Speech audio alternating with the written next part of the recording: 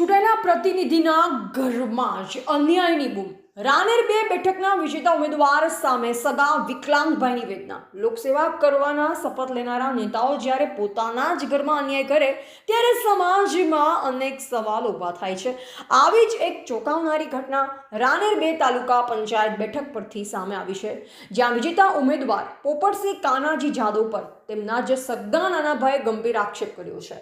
પોપટસિંહના નાના ભાઈ ભટુસિંહ, જેઓ શારીરિક રીતે વિકલાંગ છે અને સરકારી દવાખાનામાં ફરજ બજાવી પોતાનું ગુજરાન ચલાવવાની કોશિશ કરી રહ્યા છે, તેમણે મીડિયા સમક્ષ પોતાની વ્યથા ઠાલવી છે. ભટુસિંહના જણાવ્યા અનુસાર ઘરે પૂરતી ખેતીલાયક જમીન અને બોરની સુવિધા હોવા છતાં મોટા ભાઈ પોપટસિંહ ખેતીની આવકમાંથી 1 રૂપિયો પણ આપતા નથી.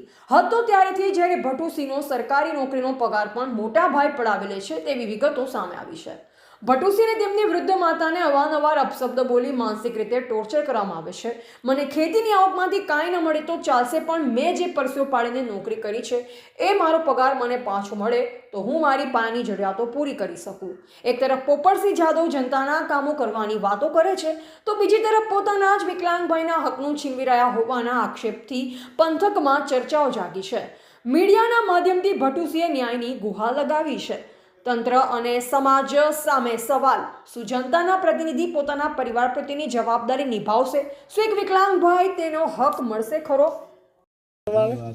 બાજુવાળા છે વીરાજી પુનાજી ઈ ચમ મારવા આવે ઈ ખબર નહીં, તો આ સડાવા કરી એટલે ઈયન હું લેવા દે તમારા જમીનમાં તોય ઈ ચમ મારવા આવે. કેટલી વાર મારી ગયો અને ઉપર તમારી મમ્મીને હા જબ્બર માર્યો 3 વખત રેન્જ જેલાથી પૂછો તો પણ શું લેવા? તો પછી ઈયનું જો સહન કરવાનું તમારી મમ્મી પોલીસ સ્ટેશન છે બધું છે તો પોલીસ સ્ટેશન માં જાય કે બધું હું સમજુ છું, બધું હું સમજુ છું. હા, પણ મારું મારા મમ્મીનું કોણ તઈ વિચારો, તઈ પોતે વિચારો. તમે તમાર પોપટ કેનો છોકરો? પોપટ ખુદ ના પાડે છે. હા, બસ. અને પોપટ છે ને મારી કે યાર પોપટ નહીં મારતો, માના છે નહીં મારે પોપટ ના, પોપટ નહીં માર્યો. અને પારકો છે ને મારી કે હા તા કાપી ના તો પોપટીઓ કશું કહેતો જ નહીં.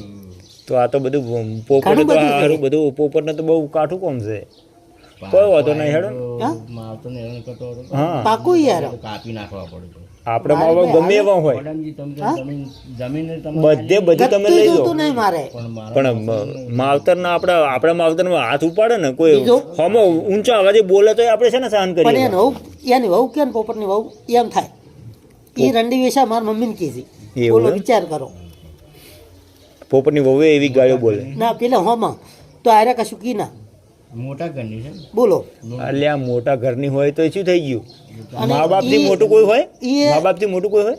આમાં રહેનું ચીવું હા એની બંને કાલ પેલા માર બોન ના મહિના છે એના કલન વાળીયું બધું ખાઈ ગયા છે. લંપર વાળા મારા હોમાં બોલી કેમ જ નહીં. આ તો ઘણું ભેદ તો લોટ છે. હું સાચો છું. જો ઘેર આવીને આટલું બધું બોલે હા કાપી જ ના.